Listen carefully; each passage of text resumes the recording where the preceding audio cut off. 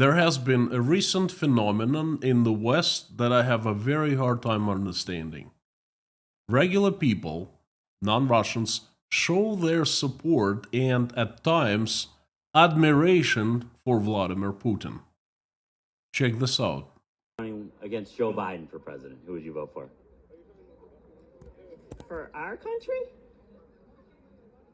That's a hard question. Probably Putin. It is? Yeah, I don't think Putin's as bad as people want to. You would vote for Vladimir Putin? I would. Over Biden? Hell yeah. You would vote for Vladimir Putin for president of the United States? Putin wants to go back to good morality. If Putin came over here, I would probably join his forces and take out these rhinos that we have and the corrupt government. Said, and President Trump said that Putin is a genius, and he is a genius. He's playing the rest of the world chess, where Biden is playing checkers. I have seen a lot of videos like that in interviews, street interviews. Now, I believe that these people are good. They're just grossly misinformed. I want to share with the rest of you how it is to be living in the country that Vladimir Putin has built, in Putin's Russia. Let's do it today. Howdy, howdy everyone, my name is Konstantin. Welcome to Inside Russia, where usual Russia is explained by the unusual Russian. As usual, you will not find any propaganda, BS or lies here. Instead, you will find plenty of truth, common sense and logic, and my personal experience and emotions, because I'm a human being after all. Boy, I have a topic that is very, how do I say that? It's very emotional, and it hurts a lot. Because I'm going to be talking about my country and what it has become, what one man has transformed into. First, I'd like to tell you who I am and what is Putin's Russia and how to be living in it. As a Russian citizen, I was born and raised in Russia. I have witnessed Russia change since 2004 until now. I am a husband, father, son. I studied in different Russian universities and higher educations. I worked in Russia as an executive at a huge construction corporation. I managed properties, businesses. I started 3 high-tech companies. 2 of them were a success, which is pretty darn well. I have worked with over 1,000 people over the last 20 years. Their contacts are still in my phone book, and believe it or not, I still keep in touch with most of them, you know, on a regular basis. Not on everyday life, of course, but once in a while. I have met politicians, the KGB, gangsters, and many regular people in Russia. I drank vodka with politicians, the KGB, gangsters, and many regular people. I have built power plants. I have seen people getting rich and getting broke. I have seen them getting in trouble and successfully getting back out of trouble. I have seen people getting bribed and begging to get bribed. In Russia, over 20 years, I have probably seen it all. I am qualified to tell you why you don't want your children to live in Putin's Russia. Now, I want to start with the reason behind my video, with Vladimir Putin. Let me briefly tell you his story of enslaving Russia. That probably is the good word. Vladimir Putin was appointed the president of Russia on the last day of 1999. Yes, he was appointed because Boris Yeltsin resigned. Vladimir Putin, a former KGB agent, was 47 years old at the time, and he was a striking difference to Boris Yeltsin. Boris resigned because he was very unhealthy and he was drinking heavily. In 1999, it basically got to a point where he couldn't walk, he couldn't speak, and he didn't understand what was going on around him. An old man who didn't really understand what he was doing. A lot of influence came from Boris Yeltsin's family, from his very close circle, from his wife and daughter, and from the friends of the wife and daughter, the oligarchs. In 1999, the situation got so bad that the close circle, the family, they decided to give up power, which in Russia just doesn't happen.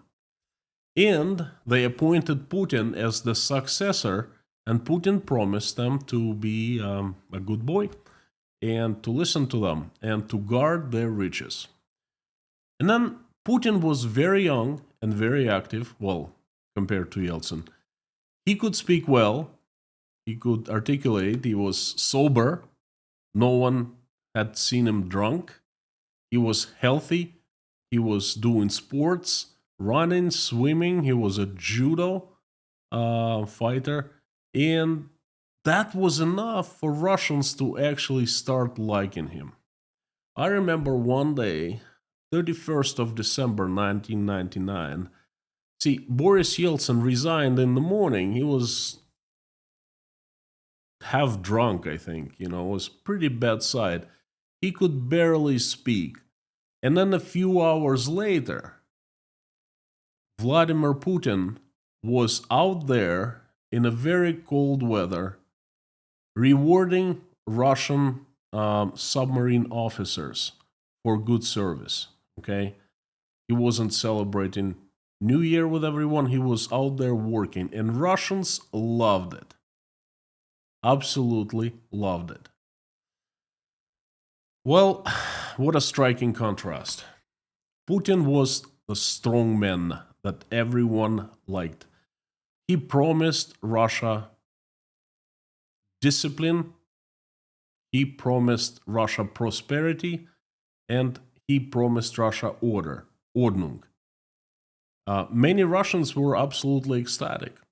I remember the mood was, we finally got the president who is capable of doing things, who cares about Russia and Russian people.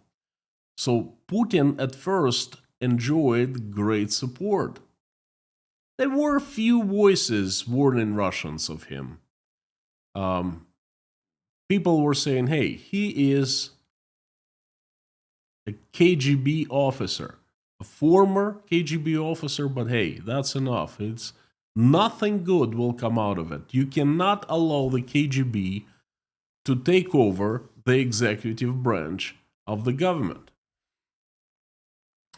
Well, those voices were not enough. They were very few. And Russians didn't listen to them. And those voices were silenced forever, very soon after Putin came to power. Stateswoman Starovoytova, a reporter Politkovskaya, we remember them, at least I remember them. Russians seem to have short memory, but I don't. I remember. They were killed. At first, Vladimir Putin seemed a progressive leader who actually started doing things for the country, for the people. He spoke a lot about Russia being a part of the West. Russia finally shaking off its dark inheritance and joining the family of the progressive Western countries. Russia going on a path to become a part of the West and ultimately to become a part of NATO. That was Russia back then. And it was its national idea. We are part of the West. But very soon, Putin started acting differently. It all started with seizing control of Russian media. The news company NTV fell first, and the rest followed. And then in 2004, Vladimir Putin gave birth of the current system of governance of Russia called the vertical of power. In a nutshell, he started consolidating power. Small step by small step, he started empowering himself and siloviki, those agencies in Russia, government agencies that are allowed to use violence against Russian people by law and are armed. It took a genius strategy. It took lots of efforts. It took a lot of determination. And it took 20 years to build, to strengthen, and to finesse this system vertical of power. We can clearly see two stages. The first stage was from 2000 to 2008, and the second stage from 2012 to now. Vladimir Putin did three things.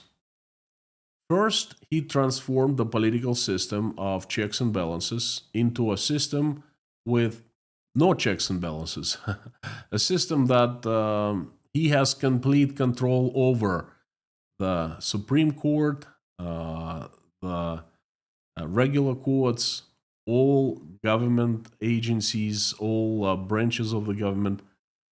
Vladimir Putin is simply the man who makes all key decisions in the country. Now I want to tell you reasons why I don't think that you would want your children to live in Putin's Russia, let alone you. Those reasons are, number one, there is no system of political checks and balances in Russia. There's only one branch of the government with real power, and that is the executive branch headed by one strong man, Vladimir Putin. He has consolidated the absolute power over the country, over the economy, over the military, and over Russian people, really, in his hands, over everything.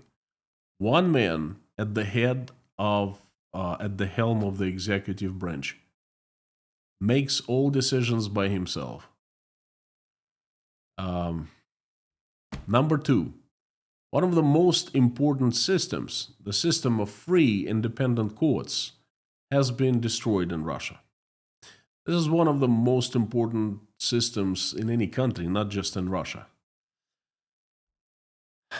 Where do you go to get protection? Where do you go when you think someone breaks a law against you? Where do you go when you think that your constitutional rights are broken? You go to court. And court must be not biased. It must be fair. And it must be independent. Because once it depends on anyone, on a branch of a government, on a person, it starts making decisions favorable to whoever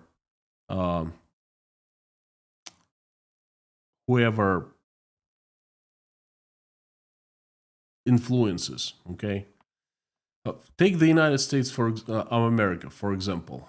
I know the system well. I went to school there and I studied American system.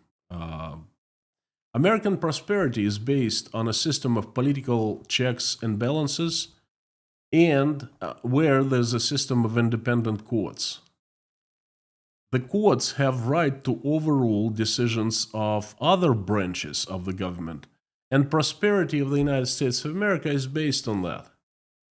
In Russia, Vladimir Putin made sure that courts cannot interfere with his decisions or decisions of his friends or his orders.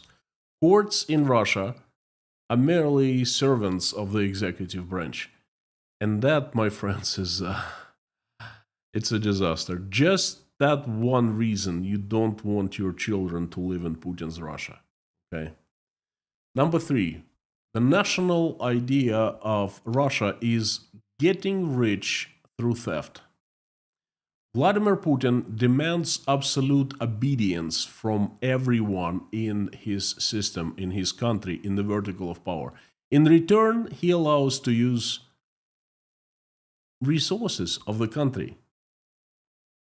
He allows to use the power of, whoever has any power. The vertical of power gives resources of Russian Federation for personal enrichments to those members of the vertical of power. If you want to become rich in Russia, there's a path for you that leads straight into the vertical of power. You have to join the ranks. There, you have to be obedient. You have to take orders. And, for that, you are given the right to use whatever resources available to you to enrich yourself. For example, if you are part of the vertical of power in an agency that licenses businesses, okay, then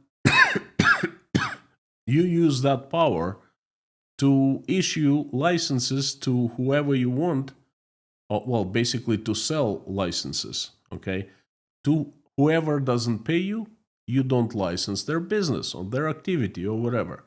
Or if you are a state prosecutor, you have a right to open and close criminal cases, and that's worth a lot of money in Putin's Russia. So I think you know what I mean about saying that the members of vertical of power use power to enrich themselves, power given by the vertical of power. They use the authority and opportunities of agency that they work for. That position gives them to enrich themselves. And of course, it's not legal, but it's tolerated as long as you are obedient, as long as you take orders from above and execute them well. You play by the rules of the vertical of power, by Putin's rules. No one's gonna touch you. You are protected because that is an informal agreement between people in the vertical of power, Putin's servants, and Vladimir Putin and his friends. Number 4, it's become real hard to create and grow a large business in Russia. You see, when there's a free market economy, you can become rich.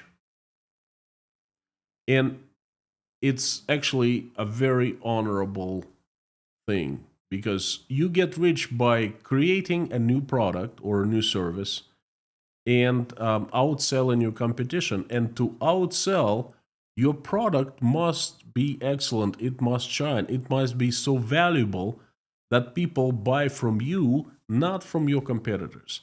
So to get rich, you better products and make them available to people. And they vote with their money. That's how free market economy works. In Russia, you start a company and you start producing a product, service, and all of a sudden your product turns out to be real good, and you start selling a lot and you start making a lot of money. You start making honest money. That happens in Russia too. Rarely, but it happens.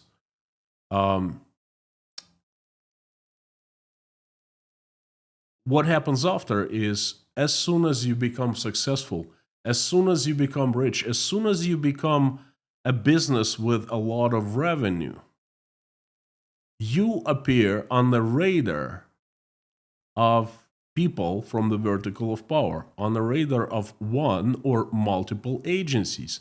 And the strongest agency is the KGB, okay?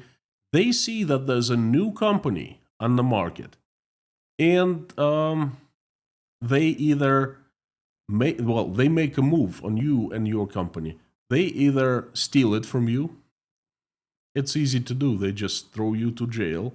They make up fake charges, throw you to jail, and steal your company. Or they make an offer that you cannot refuse. That happens quite often too. Because they can. Because they have enough power to do that, and no one is going to hold them responsible for that. There are people inside the agencies that use their power, given to them by the vertical of power created by Vladimir Putin, by his system, to take away your money, either completely or partially. Take away your business, take away your freedom. As long as they obey his orders, for example, to go and organize the weapon production, something like that, they can do anything to you. He'll close his eyes. There are plenty of examples right now. It's nearly impossible to create and keep your large business. Just ask Oleg Tinkov, a Russian banker who created Russia's most advanced, best bank with the best customer service, probably one of the best banks in the world. He opposed Vladimir Putin and his war, and he got onto the radar of people from the vertical of power, from the KGB, and he was made an offer. Well, he was forced to sell his multi-billion-dollar business for pennies on dollar.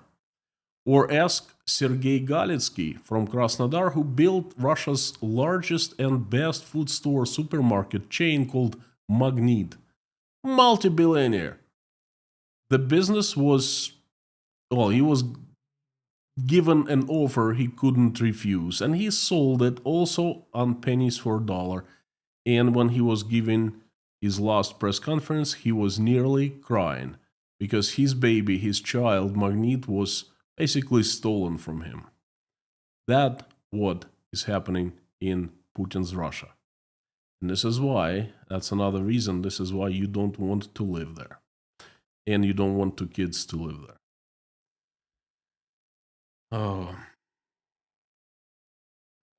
I'd like to take a little break and use this opportunity to thank you all who are watching right now. Thank you for coming. Thank you for watching, for liking, for commenting. If you haven't liked, that'd be a good time, by the way. Thank you for being a part of Inside Russia community. Thank you for sending me inspiration, being inspiration, for praying with me and sending me love. Thank you so much. Thank you for buying coffees at buymecoffee.com. Thank you for being patrons and helping through PayPal. Still demonetized, but you still have my promise. No matter what, I will go on telling you the truth about Russia and its transformation. Thank you very much, friends, from the bottom of my heart. Now, to the next reason why you don't want your kids living in Russia. Number 5, there's a lack of social institutions in Russia that are independent. There used to be many. For example, associations that protected businesses of certain industries. Human rights groups, both foreign and Russian. Trade unions. You name it. There were quite a few. But no more. You see, Russian government does not like when people organize into groups, self-organize. It doesn't matter in Russia what kind of group that is. It could be Alcoholics Anonymous, or it could be Human Rights Watch, or it could be Memorial, or that could be the Jewish group organization that helped the Jews to relocate from Russia to Israel. It was shut down recently. Yes, Russian state does not, well, it hates competition. Does not like is an understatement. Because when people are united, when they have one idea, they feel, when they are together, they start defending each other. They start supporting each other. And one is not a force, but 1,000 is a force. 1,000 people can do things. They can support each other. They can spread information. They can fight. In Putin's Russia, that is a threat. It is a threat because the only organization that can do that legally is the government itself. Or those government groups who are licensed by the government to do that, financed completely by the government and supervised by the government and by the KGB usually. infiltrated by the government and, ordered by the government. There is no one in Russia to defend you if you are a businessman or just a citizen, a student, if you're a parent. There's no one to go. There's no place to go. There's no one to even to tell about it, because the government, Russian government, hates people who are organized. Number 6, education is being transformed in Russia. Used to be education, now indoctrination. Russia has run a circle from the USSR to Russia and then back to the USSR again. And I've seen it all. I was born and raised in the USSR, and I studied at a Soviet school while growing up there. And guess what? I value highly the education I was given in the Soviet school. I like it very much. But I was pumped, not just me, everyone else, us kids, we were pumped with information. They indoctrinated. They started indoctrination from first grade, and they didn't let us go until the USSR fell apart. Okay. Then Russia, things changed, and in Russia, no one really cared. There was no indoctrination. Russia was free. Well, now children are back into the USSR. Well, Putin's Russia. At times, it's even worse than the USSR. Instead of giving children good education, good knowledge of things, they are taught patriotism. They are indoctrinated. I'll give you a very personal story. The year is 2022, early September, days before I left for Uzbekistan, and then sometime before my family joined me, my child, the last year of kindergarten, he comes back home and he starts singing patriotic song. I'm shocked. I ask Michael, where did you learn it at? He looks at me innocently and goes, Daddy, in the kindergarten. We had a special lesson. They took us to a gym and they showed us, I like the song, and everyone was singing it. Wasn't even a school, for goodness sake, in the kindergarten. Okay, and this is what Russian educational system has become. They have lessons of patriotism. They have different parades. They have youth organizations reborn, just like we had in the USSR. And trust me, you don't want your children to participate in educational system like that. Number 7. History is rewritten in Putin's Russia. The state constantly keeps rewriting history. In history books, in school books, in books for people, in the news, in the newspapers, magazines, facts from history are replaced with the new history, the new speak, the new facts. And that is taught to children, to students, and even, sent into the brains of regular people as a part of brainwashing. Russia is the country of the new history. Museums, quite a few museums closed down, and a special kind of museums, though.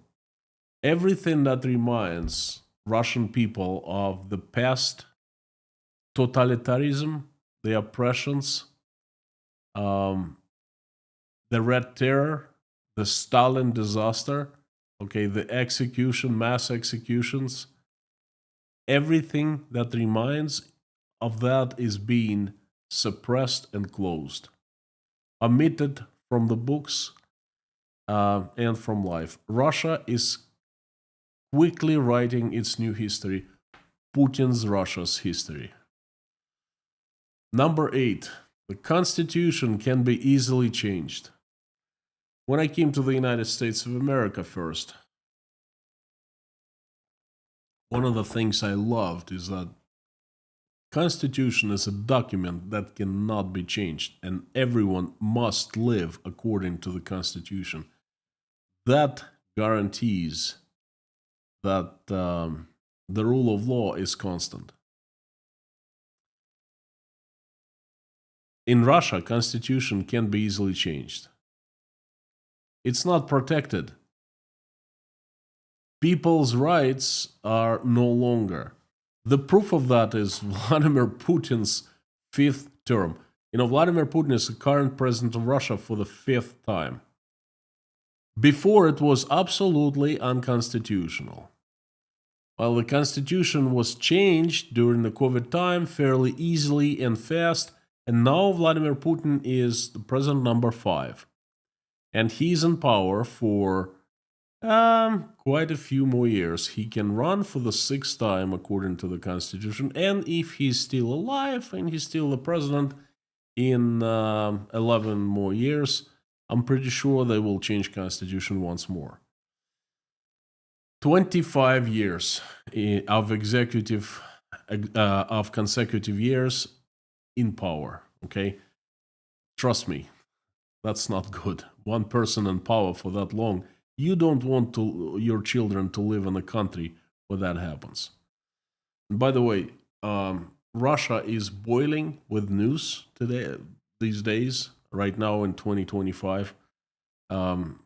This news pressure has intensified. I am bombarded by the news every day, more than ever, more than I can remember. Definitely it's the busiest time in 3 years.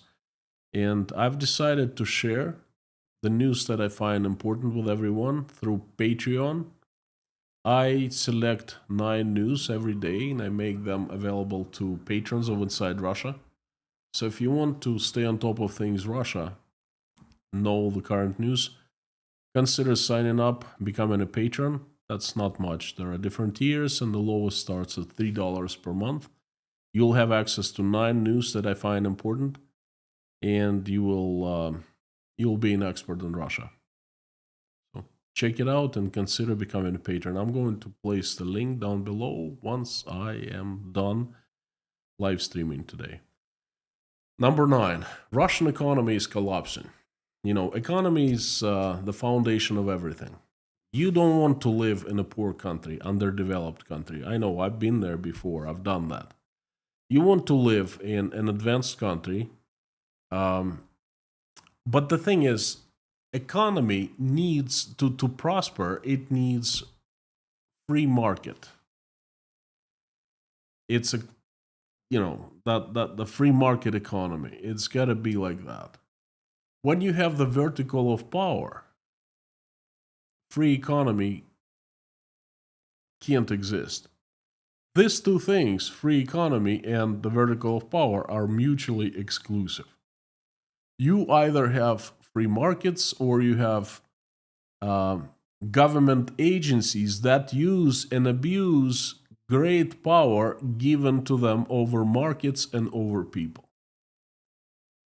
And if later happens, if power is used and abused, then you simply do not have prosperity because the system becomes unfair.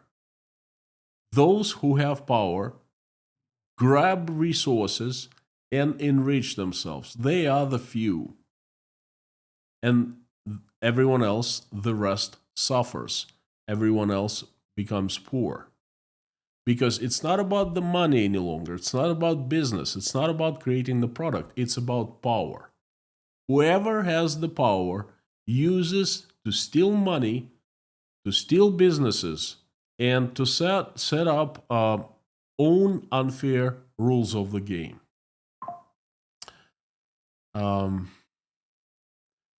Right now, we are seeing the worst collapse in Russia's recent history due to Vladimir Putin, his actions. Invading Ukraine and turning Russia into a war economy is the result of him building the vertical of power and consolidating the absolute power. Regular people are getting poor. And the reason is obvious. in Putin's Russia, well-being of people is disregarded. Okay, no one cares about them. It's all about the military-industrial complex that is owned by one person, by the way, who is a very close friend of Vladimir Putin. And it's all about grabbing as much of natural resources of the country as possible.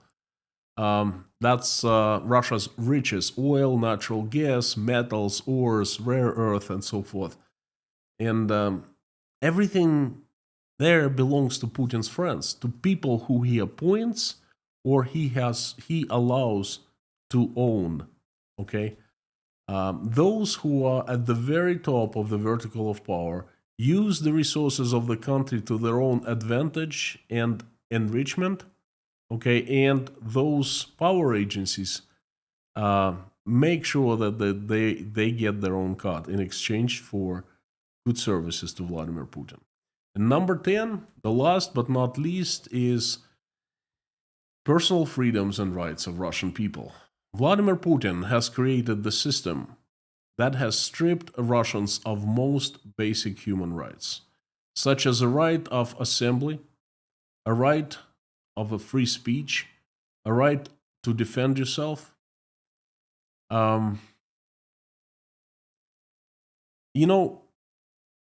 In Russia, you cannot assemble without government's permission.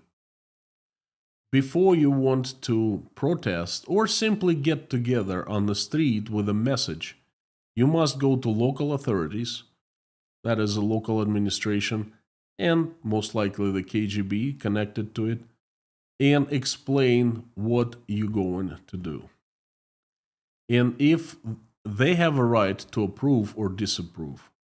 And if it's a political protest or political complaint or anything like that, of course they disapprove. And if it's disapproved and you still go and protest, then it's a criminal offense. It's a felony. And they arrest you and they charge you and you go to prison. Okay? And guess how many people can assemble without permission? One. I kid you not, one person. One person can assemble. That's it. In some provinces in Russia right now, temporarily, of course, in Russia, it's only temporarily, for their own protection, are forbidden to assemble even one. They're forbidden simply voice their opinions. There's one precedent so far. A right to defend yourself. You still, if you are arrested, you still can get an attorney. But the thing is, if it's a political case, if the government wants you because of your views, political views, and so forth, then the next step after they throw you to prison, they go after your attorneys.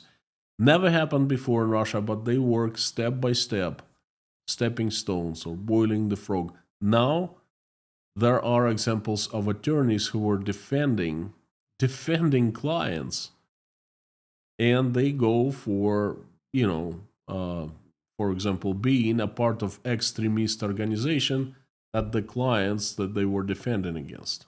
Okay, that's the right to defend yourself. Right of free speech. If you say things that the government doesn't allow, and there are plenty of checks, okay, then you commit a felony and they go after you. So I've given you 10 reasons why you don't want your children to live in Russia. And now let me sum it up. Vladimir Putin is a classic strongman. He has transformed Russia into what it is right now in 3 stages. Stage number 1. He won political competition because there were other people considered for the role of the successor of Boris Yeltsin. No, he won. Number 2, he eliminated political competition, and then he destroyed opportunity for competition to be born. Simply, there is no political competition. And once he finished that, he turned after Russian people. Because after political competition is destroyed, there is no one people can go to and get protection from. And that's a very simple concept. If they go after a political party and destroy it, then the next step is they go after you because there will be no one to protect you. There will be no one to counterbalance whoever's going after you. So those of people in the Western countries admiring Vladimir Putin, I want to warn them. I want them to watch this video. I want them to be informed of what is happening in Russia. My country has transformed into something ugly, and it happened very fast in front of my eyes, in front of the eyes of all 146 million citizens. It feels like we could barely blink once, it was so fast, and then we woke up in a dictatorship. And now look what's happening. I have a recipe for you. Please, be informed, be educated, and think critically. This is your vaccine against the destruction of your country. Look at what has happened to Russia. Learn from our mistakes. Please, do not make your own. And the very last thing, think of your children. When you take actions in your country, you vote someone, you admire someone like a strong man. For example, you admire Vladimir Putin sitting somewhere, in the other part of the globe. I want you to think of your child. Would you like your child to grow up and live in a country controlled by a strong man like Vladimir Putin that he's admired? I would like to go over the videos again and comment them. Those that I showed in the beginning. Running against Joe Biden for president, who would you vote for? For our country? That's a hard question. Probably Putin. It is? Yeah, I don't think Putin's as bad as people want to. You would vote for Vladimir Putin? I would. Over Biden? Hell yeah. You would vote for Vladimir Putin for president of the United States? Putin wants to go back to good morality. If Putin came Putin wants to go back to good morality. I wonder what morality is that. I wish I could answer. I could ask this woman some questions. Could she please explain what morality is Vladimir Putin going back to? Is this good morality to invade a neighboring country and start killing people? Soldiers, civilians, what they call collateral damage. I can't stand this word. When someone dies, okay, that's what they say. Oh, well, it happens in the war. Is that good morality? Stealing the country from me, from my friends, from my colleagues, from my family, from my children. Is that good morality? What good morality is she talking about? There's another if video. Putin came over here, I would probably join his forces and take out these rhinos that we have and the corrupt government. Said, and President Trump said, You know what? The lady is right. If Putin was able to come to the United States, he would probably take down the rhinos in the government, the current government, whoever they are, the Democrats, Republicans, and he would win the competition because that's what he does best. He is master manipulator. And then he would destroy the political opposition. Yes, he would, because that's the second step. That's exactly what happened in Russia. He eliminated the free elections of governors.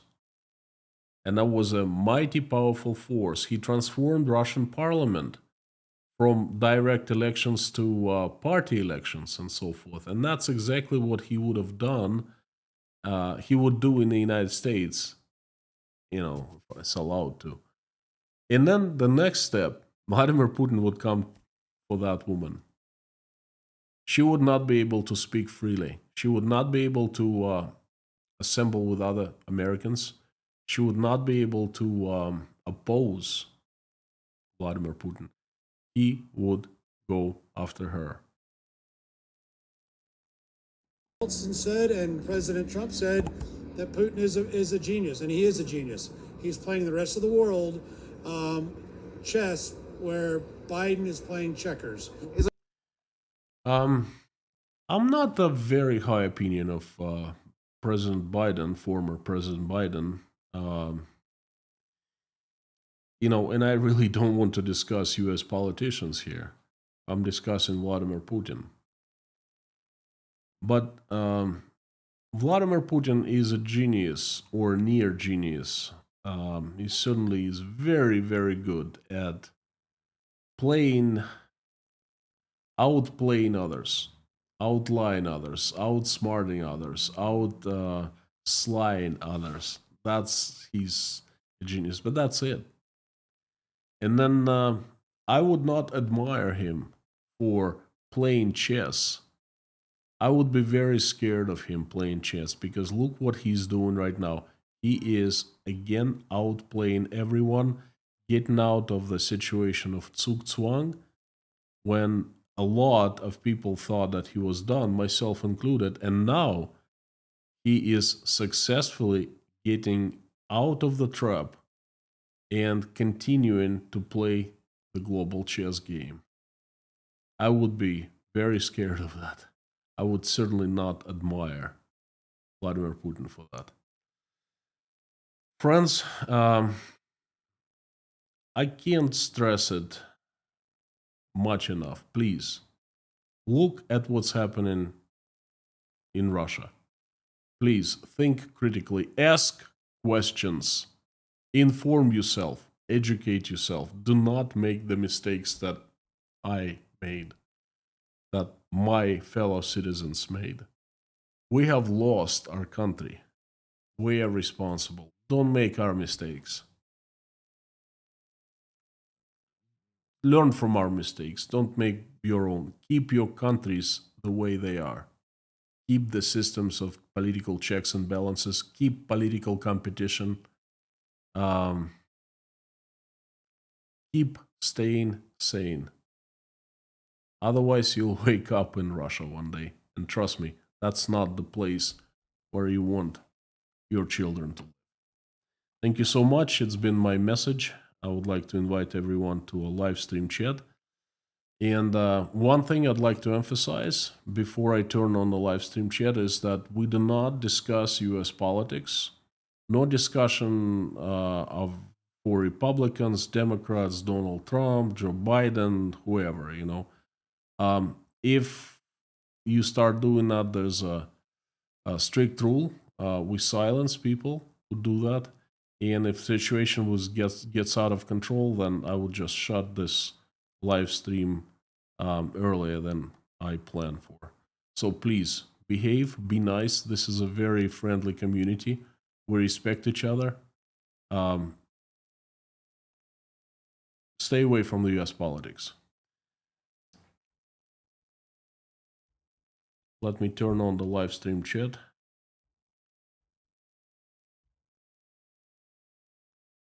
Okay. This is my most favorite part of any stream. Fantastic to see everyone. Let me just turn on the comments on my screen, and I usually have it in a pop-up window. And I zoom in, so it's large letters for me.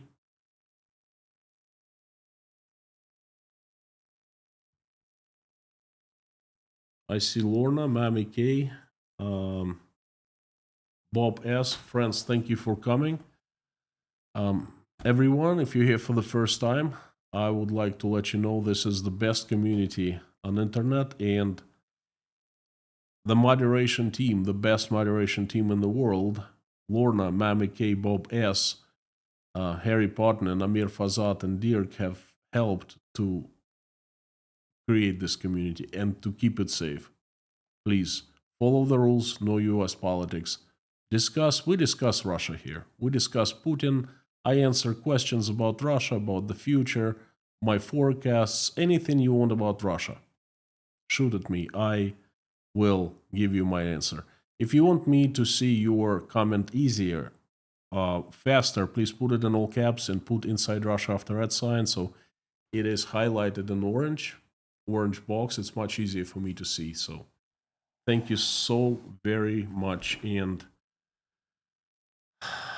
let me look at the questions. It's been very tough live stream to make, very emotional. Like I said, because I played like a movie in my mind when I talk about Russia. It originates, it is born in my mind, and I live through painful memories. Each 10 reasons you don't want your children not to live in Russia, I lived through them. Okay, I ran away from them. I escaped. I was lucky to escape. They let me out, and it's not easy. It's not. It's heavy. It's painful. So I hope you learn from that, because that's exactly why I did it. Anyway, friends, heck is going on? I cannot. Why? Technical difficulties. Pardon me.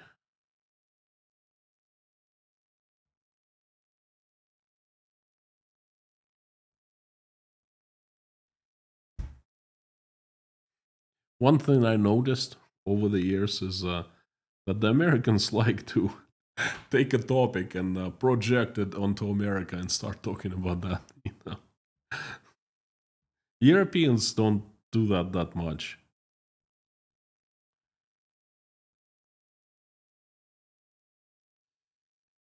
Still struggling. Sorry about that.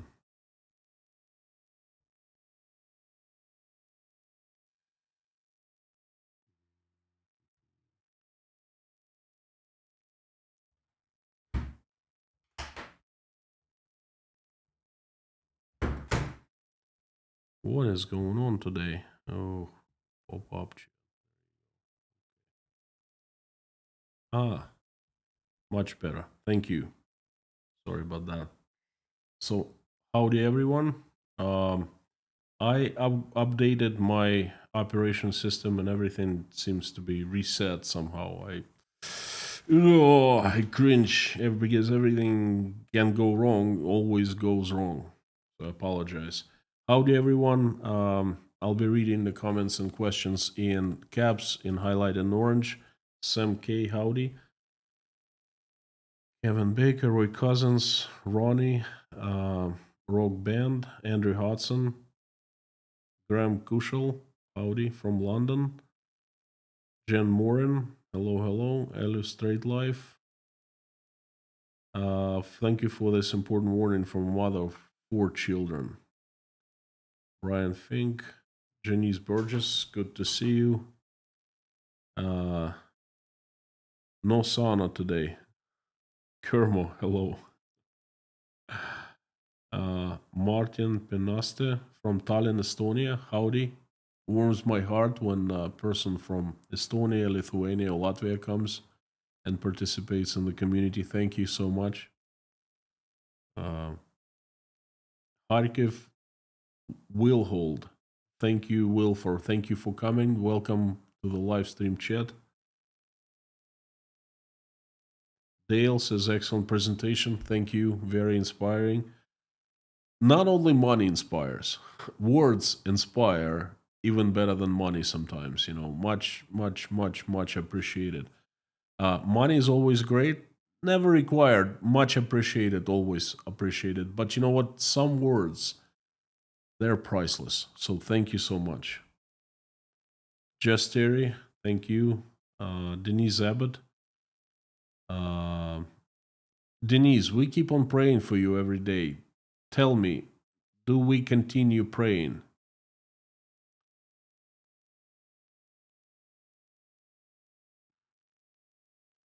Lukas, sorry not to be active last week. I'm battling with my own. Thank you so much. No problem. As long as you keep me in your memories, in your mind, that's good enough. Anka, Winnie, Graham, thank you so much again. Shareleaf, Constantine, in your opinion, what is the best case scenario for Russia 10 years from now, and what does the worst scenario looks like? The best case scenario. The best case scenario is freedom. Political system change. Restoration of all social institutions that are needed. The restoration of a system of political checks and balances. Restoration of independent courts. It all comes down to courts. Your independent courts are precious gems. Let me tell you something. I have experienced many times situations when you go to court, no matter what you do, it doesn't matter because the other party, came to court with a thick envelope of cash, okay? And no matter what you do, no matter how hard you try, no matter what your attorney is, you have no chance. It happens a lot, and now I think it happens nearly always, all right? Only when you are against the government, you cannot bring cash. Well, probably huge amounts, but, the House always wins. It all comes down to your court system. Guard it with incredible intensity because if your court system falls, your country falls. The underdog stream was a masterpiece. Well, thank you so much. I'm not sure if it was a masterpiece. It definitely came from my heart because I was thinking of Russia and I was thinking of all these terrible things that happened to it. But that's pretty much it. And it was inspired by these 3 videos, and there's a 4th video, but I couldn't find. There was a lady in Florida, and she was saying, I like Putin because he cares for his people. And I was thinking, I was sitting there in front of a screen quite some time ago, a long time ago, and I nearly fell off my chair. What? What in the world made her think that Vladimir Putin cares for his people? Based on what she made that statement? And that's when I started kind of like this idea of this live stream was impregnated in my head, Martin Dembo, thank you so much from Norway. Sending my love to Norway. Pinda the Peanut, howdy. I actually, you know what, believe it or not, but I was thinking of Elsha and you when I was making the stream because I kept on thinking of the Netherlands. I don't know why. My wife absolutely loves your country. She visited to Amsterdam or perhaps another city in the Netherlands, and she spent there like 3 weeks. It was a business trip. And she still keeps telling me how wonderful that I think it was Amsterdam. Amsterdam was. It's definitely on our bucket list. We would like to go and visit one day if we can. It's really hard now, no visas, but I wish we could. Seika S, I cannot even imagine how people will survive there. Trust me, we have seen nothing yet. I know it's a wrong grammar, but I like this, saying we haven't seen nothing yet, or we ain't seen nothing yet. It's gonna get worse. That's the price you pay for letting the control out of your life, giving it away to a bunch of gangsters. This is what you get. This is what you get by silently approving their actions. Is it what karma law, cause and effect law? That's what it is. Couple more questions, and I gotta go. By the way, tomorrow there's a live stream, and it's going to be on current events. There's economic data is out, very important economic data, new data, and I would like to talk about that tomorrow. And on Wednesday, there will be an interview with Silicon Curtain, Jonathan Fink, released, and I ask everyone to go and watch that. And starting Tuesday, tomorrow, I will be taking, after the live stream on Tuesday, I'll be taking 7 days off. I need a break real bad. We're going away from Tashkent, Michael's vacation as well, and I want to spend time with my family, Michael, Natasha. I just want to unplug because I'm running on empty, friends. It's really difficult. The latest events have burned me out emotionally. I need just to ditch my telephone, ditch my computer, and do nothing for a few days. This is what I intend to do. Sleep a lot and play with Michael, and that's it. So I'm coming back next Tuesday. So please be informed. Karen Verdon, thank you for your message. I know that very tough word for me to say. Hertfordshire, the UK. UK is going the same way. I don't know much about the UK. I've been to London. That's pretty much it. I loved it. Loved it. What a great city. And I like English people. The Irish, the English people from the UK. Great people. And I really don't want you to follow Russia's path. Please stay awesome. Keep on being awesome.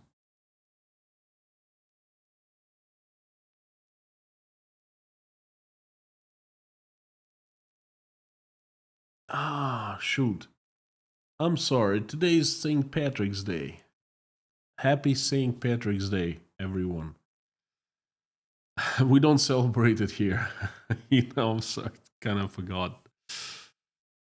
Carlos Enrique Salas, thank you so much. Venezuela. Yeah, Venezuela is a very good example. Venezuela, North Korea, Iran, Russia, Belarus.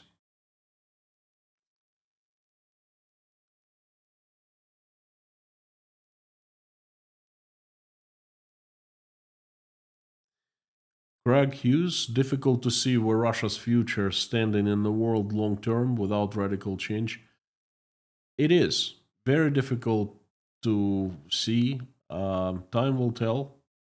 I'm hoping for the best and keep on monitoring, learning Russia, studying it with microscope, and giving you my findings every day.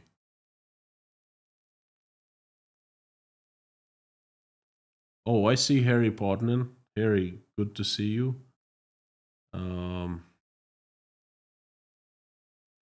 Thank you for coming.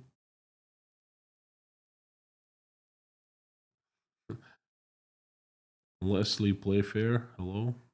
Jules Rames. And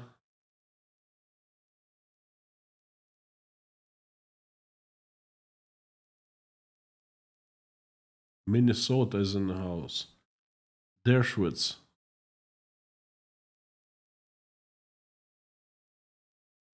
Bill Bush, my relatives from Netherlands, told people like me at 6'3".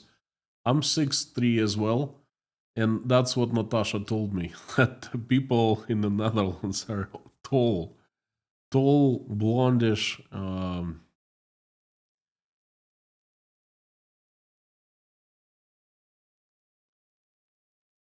Click all night. You're looking well. Thank you so much. I'm on diet. I'm medicated. Went to a doctor. Nothing major, but just need to put my blood in order. So I am eating only fats and proteins. Zero carbs. been going on for 6 days already. I don't know if I've lost any weight, but I'm feeling all right. So, friends, I would like to wrap it up for today. Very emotionally tough stream, and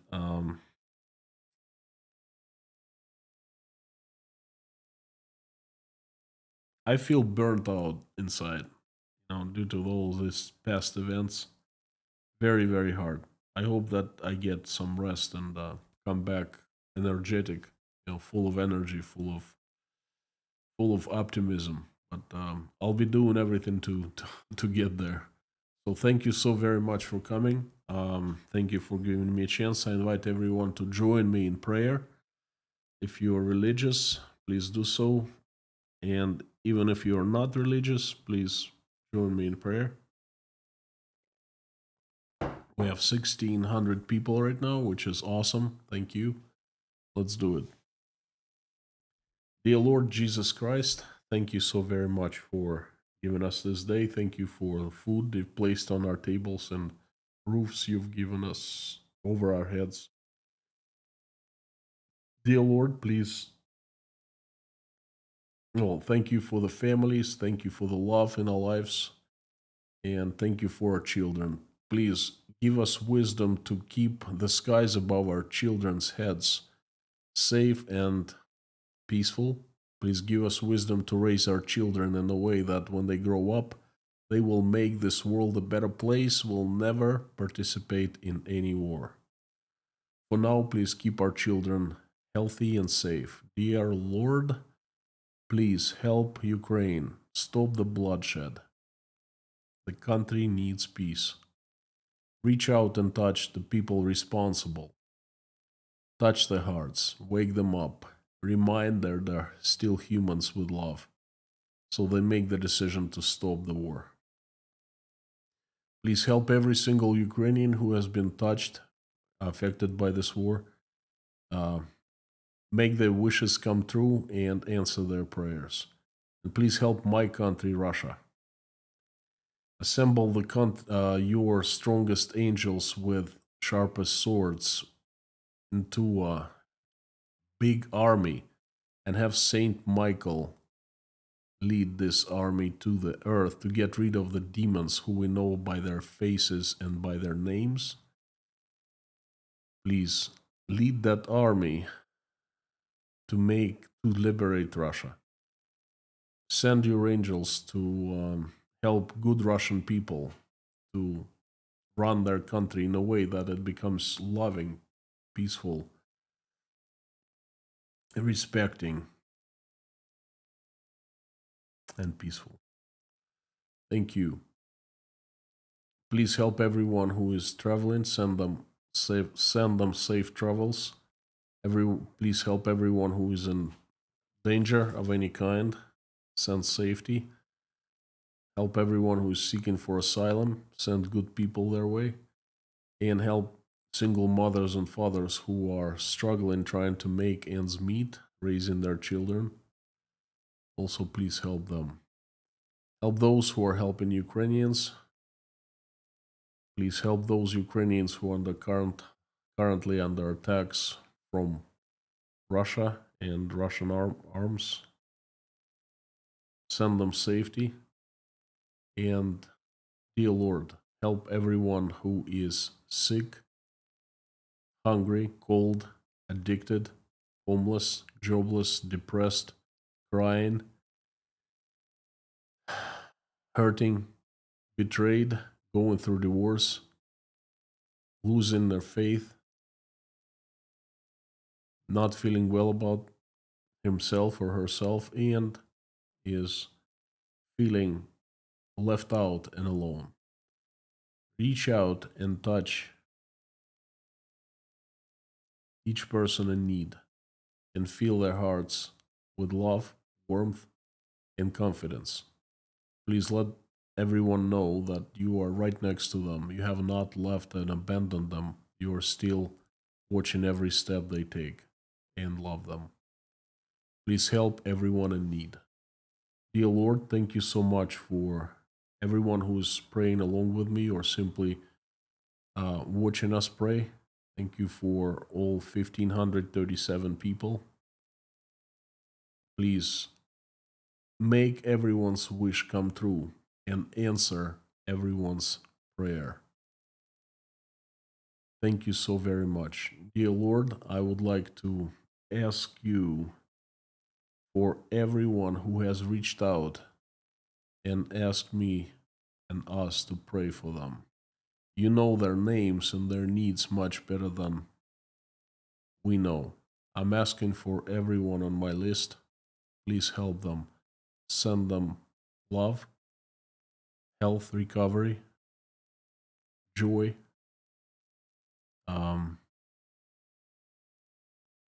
Send everything they need and want. And I would like to ask you for the countries who are currently going through very hard times. There are a lot of good people living in those countries. They are my country, Russia, and others like Venezuela, North Korea, Iran,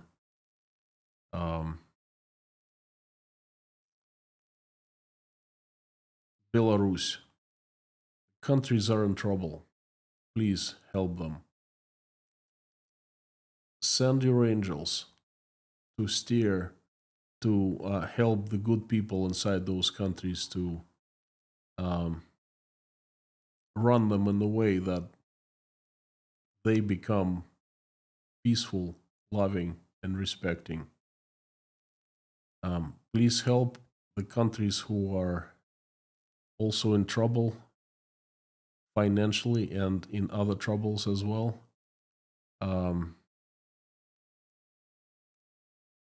We want this world to shine. We want to live in the joy and happiness. We want to live in freedom. And please give us that. Thank you, dear Lord Jesus Christ. Amen. Friends, thank you very much for coming. Thank you for giving me your time, for dedicating part of your life this hour. Thank you so much. I would like to remind you that you are absolutely awesome and you rock. Please come back tomorrow for another message. And right now, ending this live stream, I am asking everyone to repeat after me, to say it out loud as you can, following. Carthago delenda est.